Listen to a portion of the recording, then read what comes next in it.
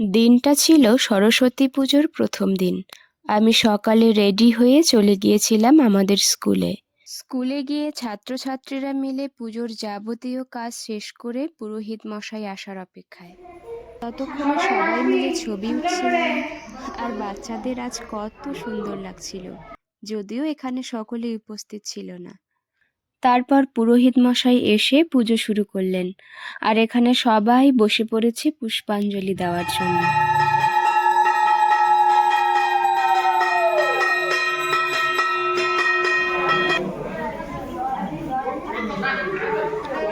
পুষ্পাঞ্জলি দিয়ে পুজো শেষ করে প্রসাদ খেয়ে সবাইকে টাটা করে চললাম মেলা বাড়িতে, সাথে আমার বোন আর বোন জামাই। মেলাতে গিয়ে এই দোকানগুলো দেখলে মনে হয় একবার ট্রাই করে দেখি। একটা গিফটকে টার্গেট করে খেলা শুরু করলাম। খেলা শেষে দোকানদার আমাকে একটা পেন রাখার বক্স হাতে ধরিয়ে দিল। ঘোরা শেষ হলে ভেলপুরি এবং চাট খেয়ে বাড়ি চলে আসি। টাটা সবাইকে, সকলে খুব ভালো থাকবেন। দেখা হবে অন্য কোনো ভিডিওতে।